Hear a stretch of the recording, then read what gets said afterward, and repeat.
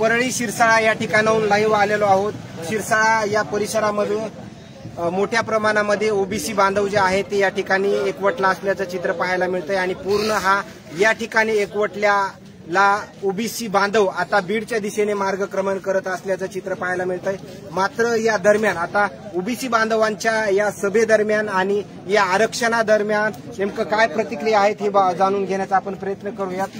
काय मामा या महामेळाव्याला जातायत तुम्ही, काय नेमकं भावना आहेत तुमच्या?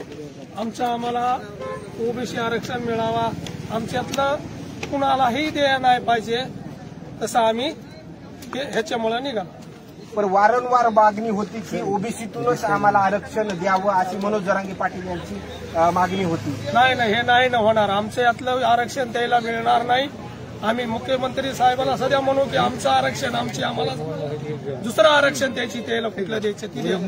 धन्यवाद। एकंदरीत पाहिला गेलं तर हेच ओबीसी बांधव एकंदरीत या दरम्यान प्रतिक्रिया देत आहेत। तरुणांचा देखील मोठा सहभाग जो आहे तो या दरम्यान दिसून येतोय। काय नेमकं भावना आहे या दरम्यान?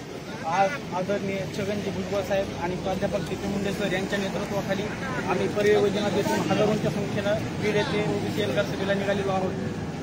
जिथं झाला ओबीसीवर पहिला वार तिथंच ओबीसीचा एल्गार हे ब्रीद वाक्य घेऊन आम्ही प्राध्यापक टी.पी. मुंडे सरांच्या पाठीमागे पळत आहोत आणि आमच्यासाठी आमचा नेता खंबीर आहे आणि प्राध्यापक टी.पी. मुंडे सरांच्या नेतृत्वाखाली अजून मोठी चळवळ निर्माण करून आम्ही आमच्या ओबीसीच्या आरक्षणाला धक्का लागू देणार नाही आणि लागलाच तर महाराष्ट्रातील ओबीसी समाज हा स्वस्त बसणार नाही। ओबीसी एकजुटीचा विजय। या ठिकाणी प्रतिक्रिया काय भावना आहेत या दरम्यान आता या मेळाव्याला जात आहेत? आता हे मेळाव्याला जाण्याचं असं आहे की आमच्या ओबीसीला ठीक आहे, मराठा समाजाला तुम्ही आरक्षण देऊ नका असं आमचं म्हणणं नाहीये। जर तुम्हाला द्यायचं तर आमच्या ओबीसीला धक्का नाही लागला पाहिजे। तुम्हाला तुमचं आरक्षण तुमच्या ह्याच्यातून दुसऱ्या कोट्यातून घ्या, तुम्ही त्याला आमचं तुम्हाला सहकार्य करू ओबीसी बांधवाला। जर तुम्ही ओबीसी बांधवाच्यातून जर कोट्यातून घेत असाल तर आमचा तुम्हाला कवर पण विरोध राहील। पण वारंवार देखील मागणी मनोज जरांगे त्यांनी कितीही मागणी केली तरी त्याचा काही उपयोग नाही। हा मग तुम्ही कोर्टात लढा, तुम्ही कोर्टातून कायदेशीर कानून न घ्या।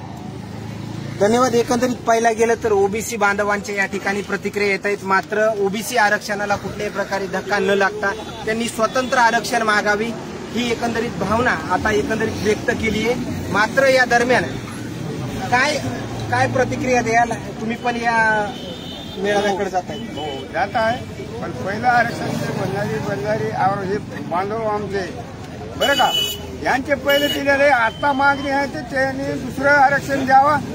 आमच्यातला एकंदर मिळणार नाही हेच आमची मागणी आहे, त्याच्यामुळे आम्ही मेळाव्याला निघालेले आरक्षण आहे ते आरक्षणामधून कुठल्याही प्रकारे आरक्षण तीळ मात्र देखील मिळणार आहे अशा या ओबीसी समाजाची एकंदरीत भावना आहे।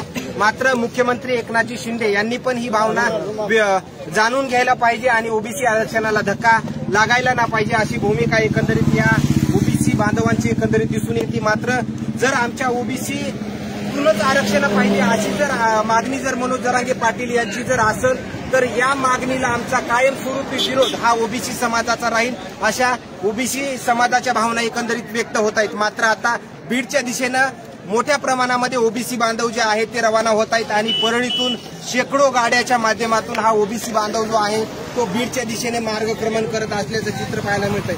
मात्र या दरम्यान आता बीडमध्ये नेमकी कशी परिस्थिती राहणार, किती ओबीसी समाज त्या ठिकाणी एकवटणार हे देखील पाहणं तेवढंच महत्त्वाचं असणार आहे आणि या दरम्यानचे देखील असेच नवनवीन अपडेट्स आपण लाईव्हच्या माध्यमातून देण्याचं काम करूया।